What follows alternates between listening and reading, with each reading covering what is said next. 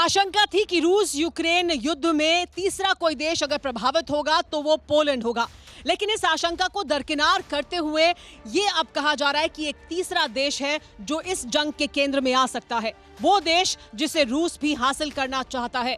जी हां, हम बात कर रहे हैं मोल्डोवा की। मोल्डोवा पर रूस हमला नहीं करने वाला है, बल्कि अब यूक्रेन पूरी तैयारी के साथ ऐसी आशंका जाहिर की जा रही है कि मोल्डोवा पर हमला कर सकता है।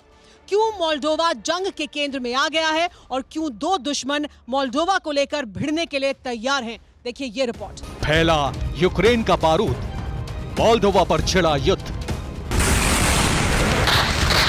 रूस यूक्रेन के बीच जंग में हालात बेहद चौंकाने वाले हैं। एक तरफ यूक्रेन और नेटो देश इस युद्ध में बेतहाशा नुकसान का सामना कर रहे हैं, तो दूसरी तरफ जंग का प्रसार भी जारी है।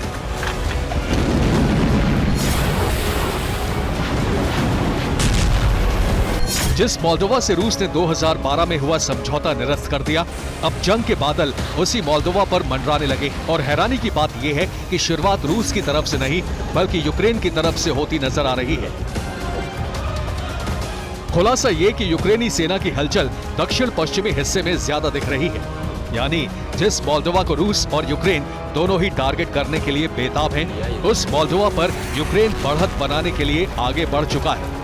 लेकिन जंग के बीच यूरोप का मुहाना मोल्डोवा ही टारगेट क्यों है? क्या है मोल्डोवा की हिस्ट्री? ये भी हम आपको बताएंगे, लेकिन पहले यूक्रेन की हलचल का विस्तार देखिए। यूक्रेन की फोर्स ट्रांसनिस्ट्रिया की सीमा पर पहुंच चुकी है। दावा है कि यूक्रेनी फोर्स अपने साथ भारी हथियार भी लेकर पहुंची है। यूक्रेन ने अपनी आर्टिलरी को सीमा पर तैनात कर दिया है और यूक्रेन को जवाब देने के लिए रूस ने भी तैयारी कर ली है। यानी 24 घंटे भी नहीं हुए जब रूस ने मोल्डोवा के साथ स्वतंत्र देश की मान्यता देने वाला समझौता रद्द किया है और यूक्रेन की सेना मोल्डोवा को टारगेट करके रूसी अधिकार क्षेत्र वाले ट्रांसनिस्ट्रिया की सीमा पर पहुंच गई है। हालांकि इस संबंध में यूक्रेन ने कोई आधिकारिक बयान जारी नहीं किया है, लेकिन रूस के रक्षा मंत्रालय का दावा यही है। रूसी रक्षा मंत्रालय के मुताबिक यूक्रेन की प्रिडनेस्ट्रोवियन सीमा के पास यूक्रेनी फोर्स की यूनिट्स की मौजूदगी दर्ज हुई है। यूक्रेनी फोर्स सैन्य उपकरणों का एक बड़ा बैच लेकर वहां जमा है।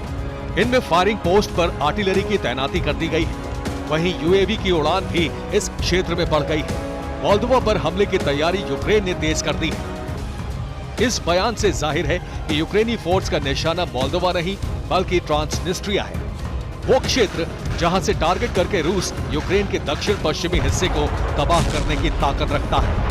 लेकिन अब चूंकि रूस ने भी मोल्डोवा को दोबारा हासिल करने का टारगेट सेट कर लिया है, तो फिर यूक्रेन की तरफ से दिख रही हलचल रूस के लिए उकसावे से कम नहीं होगी।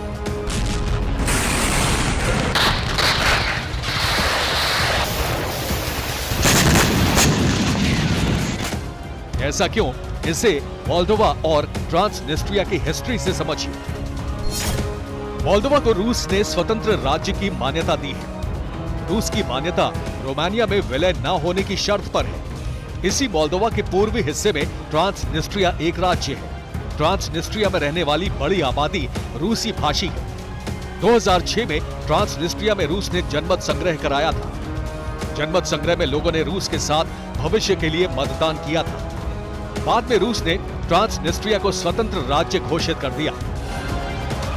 इसी ट्रांसनिस्ट्रिया में रूस का यूएसएसआर के समय का बहुत बड़ा हथियार डिपो भी है, जिसकी सुरक्षा अब भी रूसी सेना के जिम्मे है। लेकिन यूक्रेन अब ट्रांसनिस्ट्रिया को नुकसान पहुंचाकर मोल्डोवा तक दाखिल होना चाहता है और इसकी वजह है मोल्डोवा का रोमानिया की तरफ झुकाव। यही वजह है कि रूस ने अपना समझौता रद्द करके मोल्डोवा पर चढ़ाई का प्लान बना लिया और यूक्रेन इस मौके का फायदा उठाने की तैयारी में सैन्य जमावड़ा करने लगा। Bureau report, TV9 Bharatvarsh.